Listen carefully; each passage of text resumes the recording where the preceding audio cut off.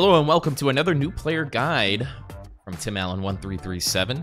Today we are going to be going over the controversial topic of pay to win and what things can you spend real life money on to make your experience in the game better or to progress your gear at a quicker pace. Also, is there any workarounds to spending actual money?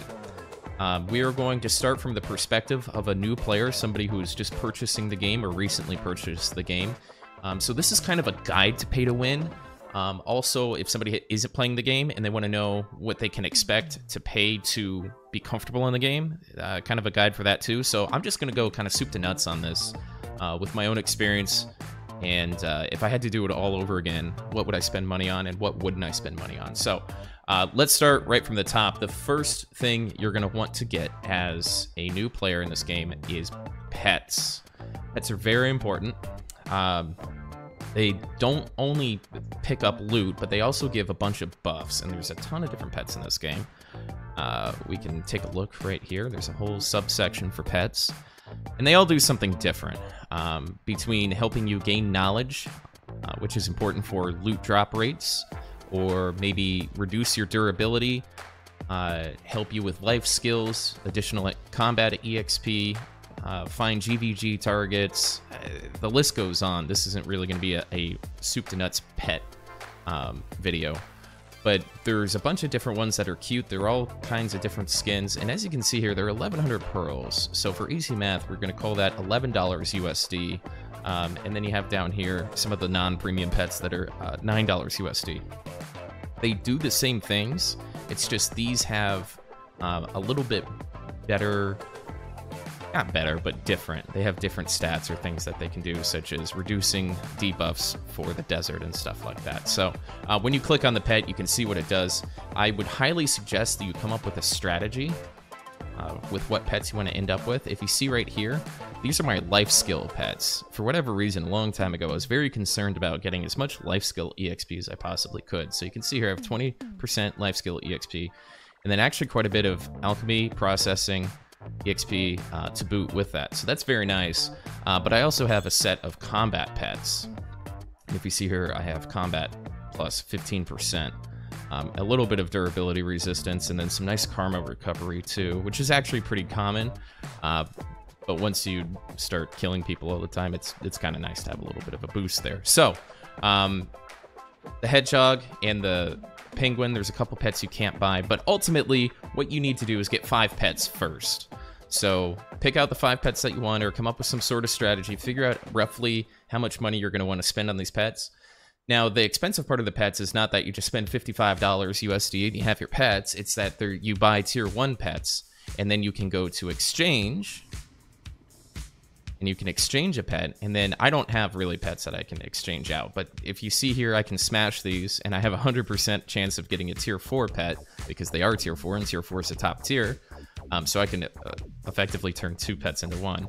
But if this was a tier 1 pet, and I had another 4 tier 1 pets, I would have a pretty good chance of getting a tier 3. I would have almost a certain chance of getting a tier 3, and then a little bit of a chance to have a tier 2. So it breaks down what your chances are, and then if you like the skills on one pet over the other, you can keep it, but they grow skills as they grow tiers to give you those boosts. So my advice for a new player is to get 5 tier 1 pets first, and then start thinking about upgrading those to tier 3. Don't worry too much about tier 4. Is it a big boost to have tier 4 pets picking up loot constantly? Yes. But the amount of money you have to spend to get to tier 4 pets is be significant. Especially in the previous, where we had no idea what the actual chances were, and you could only smash 2 pets at a time. So, pets are important. You want to be able to pick up loot and grind as fast as possible without having to stop and actually pick up the loot. So I recommend 5 tier 3 pets to start. Now from there, the next important thing you have is inventory space and weight. So you can have up to 192 slots. I have 2 characters with 192 slots, but my main combat character doesn't really need that much. As it comes up on sale, my number one, my inventory management's awful. I don't want to talk about that. But as it comes up on sale, I'll grab. They've been doing 8 slots. Pay for 8 slots, get 16. you know, kind of buy one, get one. So I'll pick it up every once in a while, but I'm not really concerned about filling this out. But my fishing character, my life skill character, and my previous main character all have 192 slots. My previous main character is now sailing because it has max weight and max inventory slots, so that's pretty nice. And then weight is basically how much trash and or potions you can handle before you become encumbered. And you have to either go back to town, or the next pay-to-win thing we can do is Maids. So what Maids can do is you can open up a storage, and then you can drop off up to, I believe, 100 pounds worth of stuff. And then you can take it back as well, too. So if you're full on trash loot, you open up your Maids, and you drop off as much as you can. The heavy stuff, the 0.3 weight is, you can drop off 333 of them, and then 1,000 of the 0.01s, and then you just keep going. And then you can also get marketplace Maids as well. I only have 5 of those. They gave us 2 free ones, and they both went to marketplace. I had 3. You only need a couple of these. You definitely at least need 1. And then I have 13 storage Maids, 12 storage Maids, and that's just enough for me to be able to grind, fill up my inventory, dump it off, and then keep going. And then by the time I fill up again, my Maids are back. So you want enough to be able to dump your entire inventory and then still be able to have Maids when you get filled up again. So that's like the ultimate efficiency pay to win, is to have all these Maids. Now these Maids are pretty expensive. I think their function maybe travel aid. They split it up recently. Yeah, there we go, travel aid. They're $12 each USD. So I certainly didn't buy 10 at a time. I just, when I had a couple extra after a few months, I've been playing the game for 2.5 years, so I'd buy a couple here, a couple there, and it's averaged out. So that's your efficiency right there, is pets, storage Maids, weight, inventory slots, and then this thing right here is a tent. What this tent does, camping tool, campsite, is allows you to buy Villa Scrolls, so you can get bonus either stats for PvP or for grinding. Then it'll also let you buy additional buffs for maybe 10 AP for grinding or more skill XP. Maybe you've got a lot of silver and you need to turn it into bars. Maybe you need to buy some pots. All that's there. And then you can repair as well, so you don't have to go back to a city. You don't have to run back to a villa for your buffs. You can just plant this tent down anywhere on flat surface that's not on a road, get your villa buffs, repair, get more pots, all that kind of stuff. Now the downside is this thing is expensive. I think it's 4,900 pearls. Where is this thing? Okay, so is this one function? I bought it once and I don't really remember where it is. Regardless, it's expensive. It doesn't really go on sale. There it is, 4,900 pearls. They'll give you a 10% discount on it every once in a while, but more often they'll put a Maid along with it. So anytime you see that, I didn't grab that, because this is pretty important as far as efficiency and kind of comfort goes. So those are the main things that you're going to be looking for as far as pay to win. There are costumes. The costumes are fairly expensive, as most things are in this game. $34 to $2,200. I'm sorry, $22 USD for an outfit. Some of them have special effects that allow you to process easier, swim faster, fish better, whatever the case is. And then some of these accessories also give you luck or additional knowledge, chance, all that kind of stuff. So there's some things in here that are necessary. But what's really important is these can actually be melted down. You see right here where it says, right under the marketplace price, it says extraction available, Valkyrie 12 or Kronstone 36. So this is probably the most pay-to-win thing, is the costume system. So you have two options. You can sell a costume box for 111 mil on the marketplace, and you can sell up to 5 of them. Or you can buy as many as you want, and you can melt them into kronstones. Okay, Tim, what's a kronstone? What does it do? You can buy them in-game for 1 million each, and basically what they do is they prevent you... Hold on, let's do this. if I was to enhance my Tet Dandelion to try to go to pen, I could spend 1.2 billion on kronstones and protect it from going down to try, which would save a lot of heartache and problems. The only downside is when you use a kronstone, your fail stack doesn't go up, it stays the same. So instead of saving up 1.2 bill, I can just swipe my credit card, buy as many costumes as I want, and have as many pen attempts, free pen attempts, they're not free, obviously you paid for them with real money, as you want. Now, we all freaked out about this, right? Everybody's gonna have full pen, it's gonna be terrible, WTF, WTF, WTF. We saw people with, they do 20 pen attempts at a time, so just people spent stupid money, and it wouldn't go through. So this is a gamble, this is a slot machine, and the house always wins. So you can spend tens of thousands of dollars doing this, and you're almost certainly not gonna get it. And you have to have the stack. You have to have the stack to be able to do it. So that's the most pay-to-win thing. There is the potential for somebody to get absolutely insane gear over it. However, we just haven't seen it, okay? So moving on from that, there's one last item that really kind of pushes this pay-to-win thing, and that is, I think it's under travel aids again. They keep moving it. No, it's not. It's function. Artisan memories. God, where are they? So what artisan memories do, and instead of finding them, there it is, the hot item.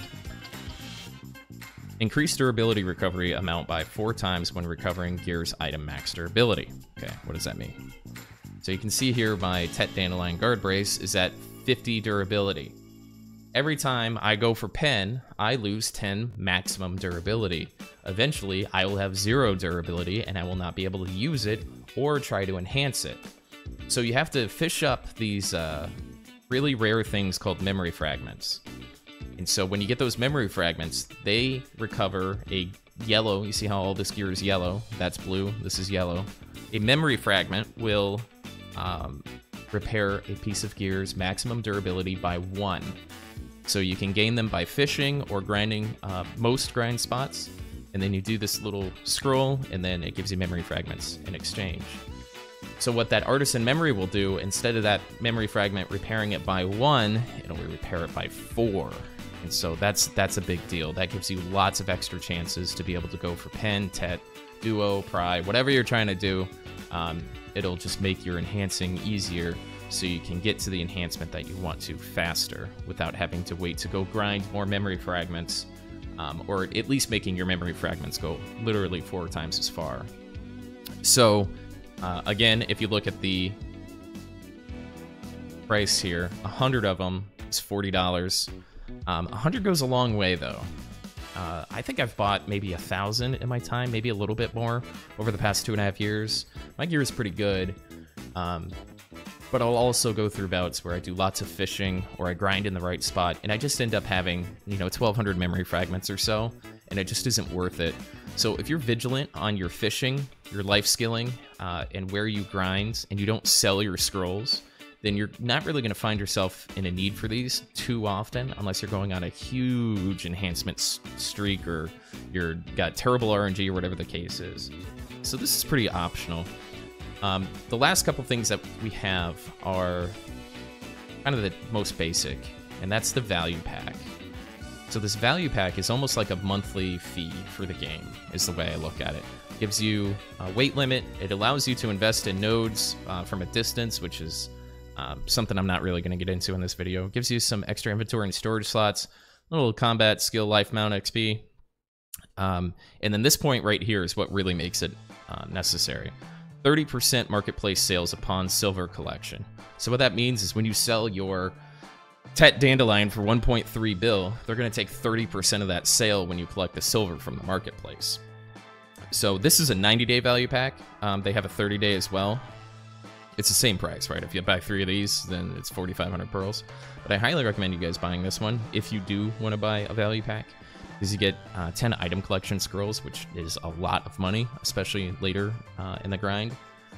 If you're new to the game, I still suggest you buy this 90-day value pack if you like the game and just sit on those item collection scrolls. Don't use them until you have like 250 plus AP and you know what you're doing and you know where you're grinding. Just let those things collect. You will not regret it. Do not burn them. Do not burn them. Do not burn them. The other item that you'll need as kind of a monthly basis is the Blessing of Kama.